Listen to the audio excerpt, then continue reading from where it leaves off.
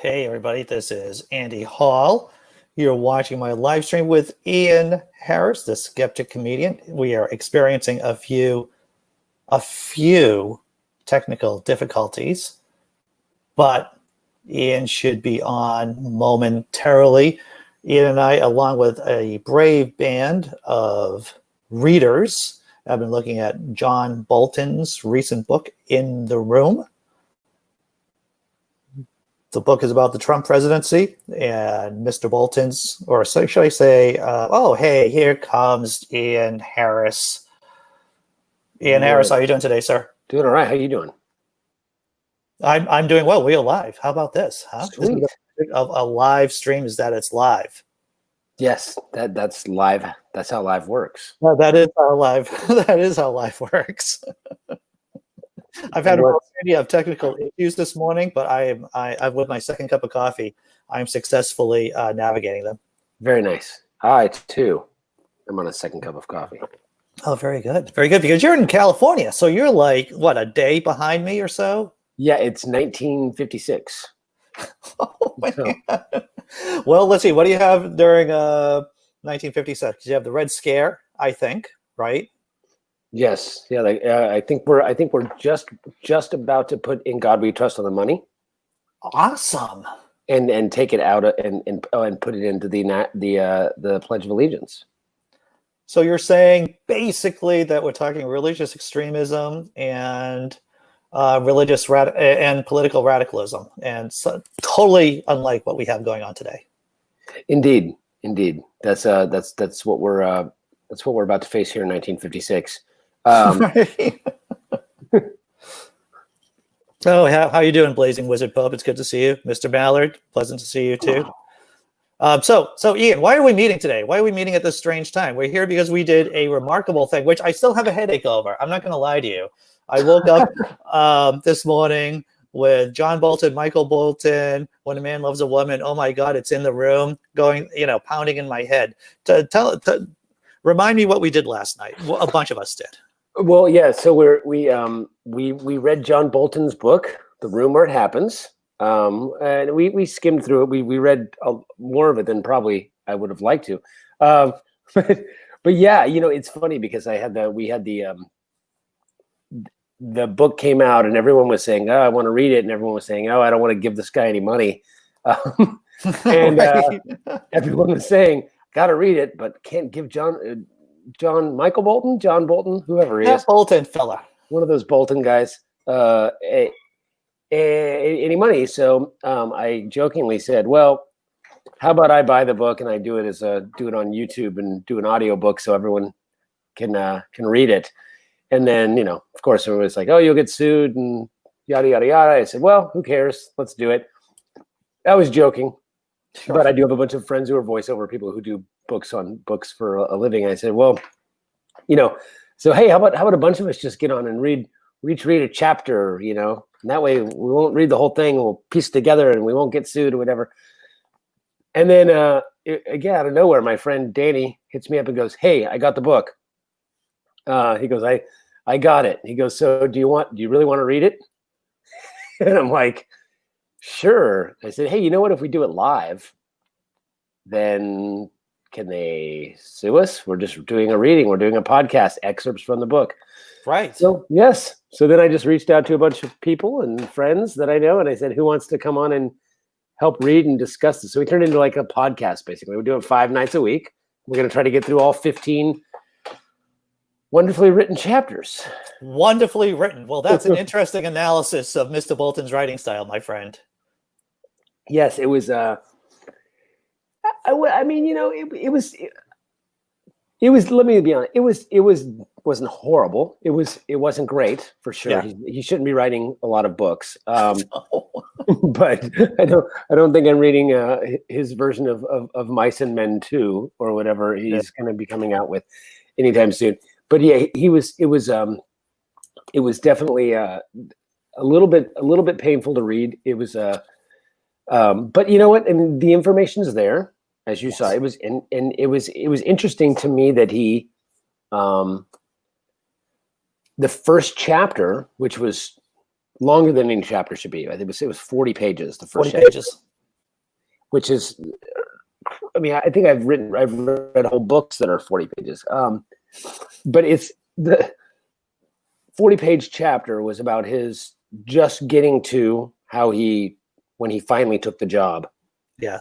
Of now I'm drawing a blank. Well, he was an NSA, National Security Advisor. Yeah, exactly, National Security Advisor. And it was a little bit strange to me because I'm like, well, he spent all that time getting to there, and the entire time he was saying like all the things that we know.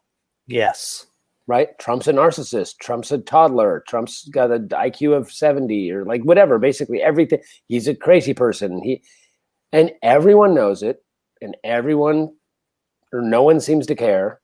Yeah. And it was like the buzz in the room was, yeah, don't worry, he's kooky and he does dumb stuff, but we're here for no reason. Like it was, and it's like, and it's never really addressed. I mean, so it's weird to me that it was addressed that they knew. Everyone knew, yeah. Because we look at rational people look at it and we go, how can John Kelly and General Mattis and how can these people stomach this guy? I mean, even if they ideologically are both conservative and they agree, you have to go, if these people are patriots, how do they tolerate this? How do they tolerate this? The disregard for the rule of law and his lack of understanding of policy issues and history and that's the one thing that hopefully he gets there, but the first 40 pages were like, yes, I know. Yes. Oh, you guys knew too. Okay. Well, how come you didn't do anything or say anything about it? That was the thing that kind of bugged me, is that I was kind of waiting for him to go, but we tolerated it because money or something, Yeah, right. You know what I found surprising, and I haven't read a lot of tell-all books, but there seemed to be some middle school girl kind of cattiness in there too. Yeah, I think it was kind of like, which is weird, is I feel like, I don't know, does Trump bring everybody down to that level? But it's like, I mean, it started off with that. It started off with him. I think he was trying to, on his weird little way, trying to rise above that from the beginning.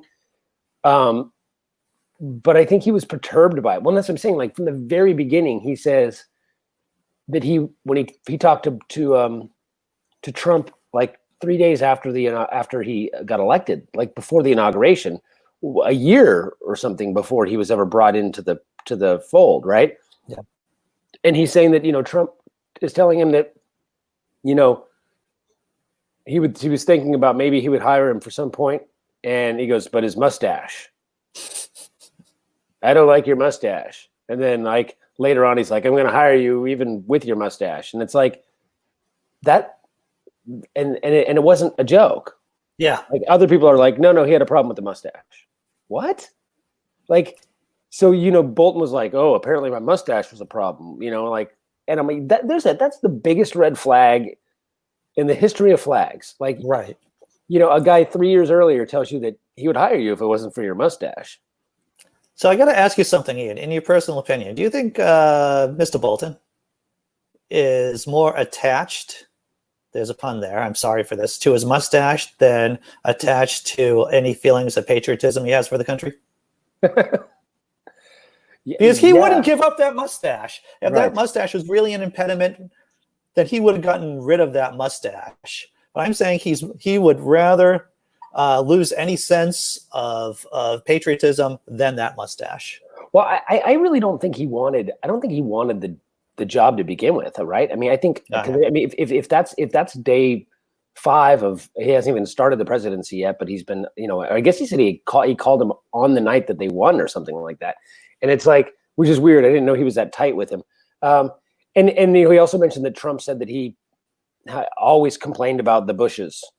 How he hated the Bushes. And he's like, does he not know that I served 10 years with the Bushes? No. And it's like, no, of course he doesn't know that. He's a moron.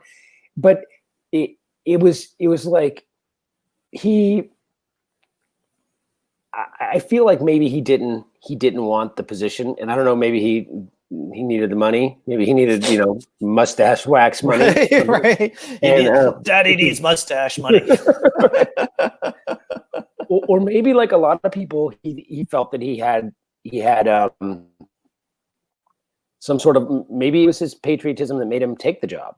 Like maybe it was like, hey, I have to do something to maybe, after a year or two of watching what's going on, going, maybe if I get in there, things won't be, I'll start a couple of wars and things won't be as bad as they are. Like, I don't know. That's an interesting point because Mr. Bolton was always a big fan of regime change. So maybe he thought he could get that crazy Trump guy to overthrow Libya or North Korea, or like I said, like I mentioned the other night, like Iraq for the third or fourth time, you know? Yeah. Yeah. I mean, I wonder that, or maybe he figured he could help overthrow Trump. I don't know. I mean, I really wonder, like, if there was some sort of altruistic reasoning for, because it sounds like he definitely didn't want anything to begin with. Like, he didn't want to be part of the administration, and he thought Trump was an idiot, and all that, rightly so.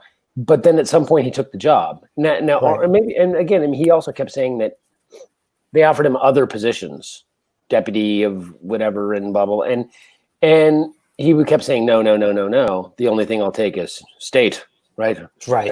Everything was in it's the sit room, the Oval. The Oval. I'll only take state. What are you, a wrestler? I took state. But yeah, so it's so I don't know. Maybe it was like one of those kind of positions where it's like, I'm only going to take this position for posterity. I don't know. I mean, whatever, but it was kind of strange where like he held out and didn't do it for the longest time, and then did, and then was like, oh, this is worse than I could imagine. Immediately.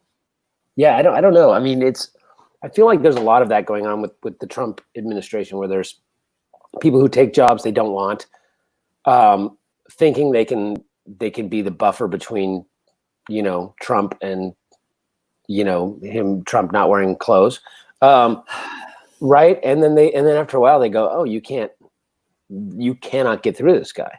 And then they eventually bail. And Bolton is so wrong on some real, and when he writes about when he writes analysis of what's going on, like the axis of adults, right, in the first chapter, he'll say that it was the axis of adults who messed up and couldn't contain Trump. It's like, no, man, Trump was going to be Trump one way or the other. You could have had Mr. Ryan. You could have had like the A team of Viennese psychologists working with this guy, and he would still be doing crazy stuff. Right. Yeah. I mean, that's the thing is, I don't think that he's, maybe it takes that to know it. Maybe it takes being there to know. And we have the luxury of being on the outside looking in and going, oh, this, everybody who this guy touches turns to shit, kind of a thing. But he's the opposite of King Midas. He's he's like Tony Soprano. Everything I touch, I turn to shit. Right? That's right from The Sopranos. Yeah. Is it really? It is. And the thing is, he wants to be a soprano. He does. He so wants to be a soprano, but he's not. Yeah. He wants to be he definitely wants to be a mob boss, and he wants to be a tough guy. That's how he runs everything, is like it's the mafia. But yeah, I mean, I think it's I think from us looking on the outside looking in, I think we think, well, of course you can't fix this guy. But I just wonder if people think, well, you know what? I mean, I will be honest. When he first became president, I remember having this moment of like, what's the word I'm looking for? It was, I guess, hope. Panic? Yes. There's no panic? Well, lots of moments of panic. But I had a moment of hope where I was like, you know what? Okay. Because I remember Elon Musk went and met with him. Yeah. And there was like 36 and a half minutes where Trump was like, climate change is real. We need to do something about it. And then as soon as Elon Musk left, I don't know, Rex Tillerson or someone came in and he left, and he was like, he's a hoax. He just, and I remember going, oh, this guy's so malleable. This guy's so easily influenced. He doesn't know anything. And I'm like, you know what? If the right people get in there, maybe, because if you think Trump used to be, he's always been a narcissist. He's always been an idiot. He's always been a moron. But politically, he's been I don't know if liberal, but he's been a Democrat. Sure, yeah. He was a Clinton supporter. He didn't like the Bushes. Like whatever. Only, and all that stuff is only because however it affects Trump. You know, like he probably was a Democrat because, you know, he wanted to make sure that the girls he gets pregnant get abortions. Like, I mean, you know, who knows why he wanted to. Wow. I mean, that's a bit of truth right there, man. That's a bit of truth. I wouldn't be surprised if that was his only reason for his stance on it, you know? And now he's like, well, I'm probably not getting anybody pregnant, so that's cool. I'll go with the Christian right on this one. But it's like, I feel like I had this moment of like, well, I'm like, you know what? Maybe Trump won't be that bad. Maybe he'll be able to, maybe if we get the right people in there, we can influence him. He's not very smart. He's very easily manipulated, and he's flip-flopped in his life many times over different things. And it seems like a lot of it has gone, you know, there are a lot of like prominent liberals that became conservative after 9/11, like people that blew my mind, like, you know, Dennis Miller becoming a conservative blew my mind. Yeah. I mean, he was like this intellectual, you know, super smart liberal guy. And all of a sudden he's a conservative because of 9/11 and because of Clinton, I think. And then the other one that was that way was like Dennis Hopper. Yeah. You know, I mean, Dennis Hopper is the poster boy for 60s liberalism. Oh yeah. I mean, right? And all of a sudden he's like a hardcore Bush supporter after 9/11. And it's bizarre to me. And I think to myself, well, maybe Trump is just so racist that Obama, like a lot of people, pushed him conservative. Maybe you get the right people in there, he can at least make some policy issues. And that didn't happen. Yeah. Either the wrong people got in there and it went the wrong direction, or he's just so deranged in his 70s that he's just all over the map. I mean, you see it now. He's still like, one day he'll say something and then the next day he'll completely change and say something else. Well, you know, I look at him like Hamlet in certain ways, because in Hamlet, you know, Hamlet basically tells the audience, I'm going to act like I'm crazy. Right. But then a few pages in, you're going, I don't know if he thinks he's just acting crazy or he's crazy and he's thinking he's only acting crazy, and that makes him really crazy. Right. Yeah. There's definitely, I mean, which is funny because it is, I don't even know if I want to say it's bizarre anymore, but it's, we are seeing, I mean, many people have referred to him as the crazy king and things like that. We are seeing a guy who does exactly what we've seen in every story, whether it's from history or whether it's fiction, of a crazy king, a crazy monarch of any sort, a crazy czar, a crazy dictator. We're seeing him do these same things. We're like, oh wait, this is from every book I've ever read about a guy who gets hungry with power. Yes. And can't, you know, and doesn't know where the line is anymore. Like, I mean, it's every story. It's so ridiculous that it's almost like, wait, is he doing this for fun? Is this like, is he playing around? Is he self-aware that he looks like a crazy king? I think Trump just, you know, we talked about this last night, that Michael Bolton just loves being in politics because he loves being in politics. And I think Trump just likes screwing with people. Yeah. It just seems to be what he's really, really good at. Right.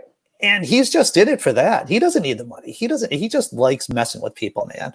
Yeah, he is, which is crazy because a lot of his fan base, a lot of his minions, whatever you want to call them, they like him just because he's a troll. Yes. Like, I know people that didn't like him. Like I've said recently, well, the good thing about this coming up election is he hasn't gained any new supporters. You either like him. He actually he's lost more than he's gained, for sure. Well, on a net, yes, net-wise, yes, for sure. I think, I mean, even not just with COVID, not just 2020. I just think in general, after year one, there were people like, I'm not going to vote for him again. I voted for him looking for a change or a mix-up, and this guy's not what I wanted. Right. There was already a lot of those. But I actually have a couple friends, people I know personally, that hated Trump. And now they like him. Now, these aren't my smartest friends. I mean, and I'm not being mean. They're just people they're not thinkers. They're not people who are like, you know, that think about policy or politics. I mean, they're the kind of people who'd probably say something like, I don't care about politics, you know? Right. But they have said, I like this guy. He's hilarious. He's hilarious. Yes. I'm like, well, that's not what we're voting for. You know, cool. Keep him on TV. That's cool. You want a TV show called, you know, King Trump? Great. Go for it. You know, have a fun show with it. But it's like, because he's owning the libs, man. Like, it's like, really, like that's what you want from a president who trolls people, because you think it's so funny when he said that thing and then he did that one thing and then he drank the water. It's like, you guys, oh man. Have you seen how he shrugs his shoulders? He really shrugs his shoulders really well. Yeah.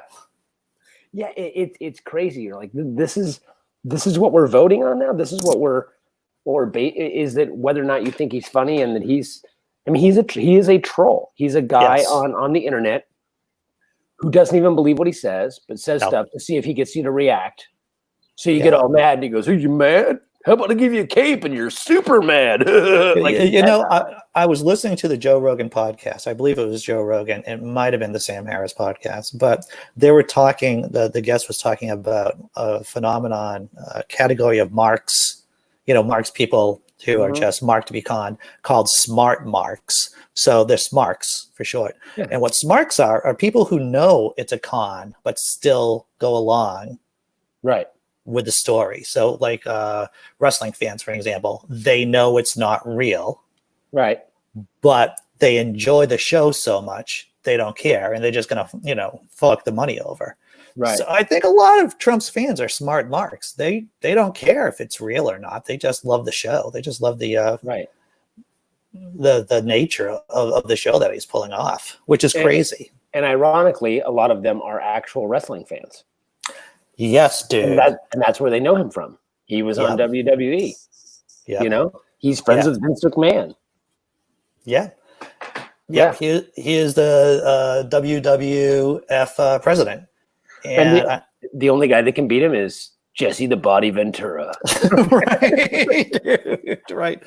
So let's talk about the show that you're doing. I was only able to be on last night because I worked late nights, but you have a real list of impressive people going on camera with you to talk about Bolton's book. You want to list off a couple of names? We'll do some name dropping here. Sure. Well, so me and my friend Danny Keith, who's from Santa Cruz, he's got a couple of podcasts. He's running the whole thing for me. And then so last night we had you. Of course, we had Pamela Whistle, who's the head of American Atheists. I think she's the president of American Atheists, and runs American Atheist magazine. And we had Ross Blotcher last night from Oh No, It's Carrie and Ross. And then tonight we have Aaron Ra. We have my podcast partner, Ty Barnett, who also happens to be on America's Got Talent tonight. He's a comedian as well. So he's on AGT tonight. And then we also have, I think we have Tracy Barkley tonight. And then, down the road, I mean, there's a few people I'm waiting to hear from. Leanne Lord, another comedian friend of mine. I'm waiting to see if she's going to be able to do it. I was hoping Seth Andrews might jump on. And gosh, who else? I got quite a few people from comedians and atheists and skeptics and all sorts of people. Let me see if I'll actually have the list. But yeah, it's pretty interesting. It's pretty cool. It's an impressive list. From what I saw of the names on the list, you got a great group of people to talk about Bolton's book there. Yeah. Yeah, I mean, let's see. I've got Aaron Ra, and I've got Jeff Hendricks, Celestia Ward, Drew Marks, man, Chad Silva. Oh, I've got a few. And Guy Obelam, I think, is coming on. I've another comedian, and I've got a few. I have two. Dennis Kleinman and Rena Marie Villano, who are actual. They're voiceover friends. Oh, cool! And they actually read books. They read books. Part of their living, like Dennis has done like 1,000 audiobooks. Wow. Something ridiculous like that. And he's just got this. He's from South Africa, but he lived in England for a while, so he's kind of got that blend of English South Africa accent. And I just hear caramel in my ears. Maybe something really sweet and velvety in my ears right now. As soon as you said that, I always tell him he sounds like a coherent Christopher Hitchens. Oh, yes. Because Hitchens was great, but I have one of his books on audio. I was want to say on tape, but and he read it, of course, Right. and I have to stop and rewind it like every other sentence because he's obviously drunk. That's great. He's like, and then when I was kids, my mother said to me, "What?" It's just like, oh, his mother said to him, "Okay, I got you." Like, but anyway, he's like a smooth, velvety Christopher Hitchens. I always tell him, like, you should have been the one to read Christopher Hitchens' books. But yeah, so he's going to be on. So yeah, it should be pretty fun to have these like professional readers just read it for us. Madeline Cohen, there's a whole bunch that it's going to be great. Yeah. Right. And so where can people actually see this or consume this media? Where can people go? Well, if you go to I'm down here. If you look on at Comediocre on Facebook, you can follow me there, and then I always repost everything on my main page and start a little watch party. But our Ty Barnett and I's podcast is called Critical and Thinking. We will eventually upload all the episodes, as long as we don't get sued. We'll upload all the episodes to iTunes as podcasts. So you can go to iTunes.com and look for Critical and Thinking with Ty Barnett and Ian Harris. But also on Facebook, we have facebook.com/Critical and Thinking. And that's our Facebook page. We actually, after 2 years of having a podcast, we just started the Facebook page. But we broadcast live there. When we go up, it goes live on the Facebook page. So you can watch it at facebook.com/Critical and Thinking. And it's every night. We're going to do it from now till Friday. And it'll be every night this week from 6 p.m. to 8 p.m. Pacific time. Yes, Pacific time, indeed. Pacific time. Yeah. The Pacific, indeed. So yeah, well, good luck, dude. Like I said, I would be doing more days if I could, but my schedule forbids such activities. Yes. Well, I appreciate you coming on last night. It was really good. And by the way, it's up there still. So what we'll do is after it's done, after we go live, it just stays. The video stays on the page. So you can go back in and watch chapters 1 and 2, chapters 3 through 5, chapters 6 through 8, however it works. You can go back in and watch them in order on the Facebook page. And if it's possible, and I don't know if I mentioned this, I have a Facebook page for the blog Laughing Disbelief and this YouTube, channel too. And if you guys want to, show it or stream it on my Facebook, page, you're more than happy to. I mean, we'll talk about this off camera and everything, but I think my followers or the followers there would be interested in seeing the shtick. Oh, yeah. Maybe I would love to, like, maybe today when we go, I'm trying to go live in as many places as possible. So maybe I can start a little watch party on your page there or something. That would be cool. Okay. Yeah, dude. Yeah, that'd be great. I would love that. That would be like I said, as many people we can get, as many eyeballs we can get on. The whole point was for people to be able to watch it and not have to read the book. Yeah. And not reading the book. Yeah.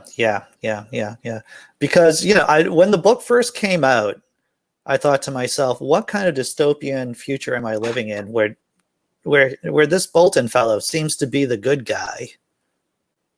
And after reading through parts of the book, I realized he's definitely still not a good guy. It is funny during the impeachment and other times. I mean, prior to impeachment and even post impeachment, there's been several people that I've thought of as the old part of hanging out in the basket of deplorables. Yes. And I thought to myself, wow, is so-and-so going to be the savior of our country? Of course, none of them actually stepped up. But I remember going, wait, come on, John Bolton. Right. I mean, right. I mean, that's like, I never would have thought I would have been like, oh, where is Henry Kissinger when we need him? You know what I mean? Like, I never thought it. Like, I would be rooting for these people that are, in my eyes, villains in history in any other part of the world or any other part of history. And it's like, I'm hoping that guy turns on Trump. Like, yeah, it really is like the mafia. It really is like you're like, you know, oh, that great hero, Tony the Bull, Right. who turned state's evidence on John Gotti or whatever. You're like, that's a good guy right there. Sure, he killed 87 people, but he's a good guy for turning on John Gotti. It's a slippery slope of a sliding scale. That's what it is. Ian Harris. I think that's a great place to end. Hey, Ian, Nice. thanks for coming on. Hey, for having me. Good luck the next couple of days with that whole reading through Bolton's book. My godless thoughts and prayers are with you, sir. Well, thank you so much. Very good. And hey, thanks everyone in the chat for watching, listening, consuming, whatever just happened here. I'm not really sure, but we'll see you next time. Tune in. The Zoom when it happened. Where it happened. Zoom. The Zoom where it happened. And now I'm ending.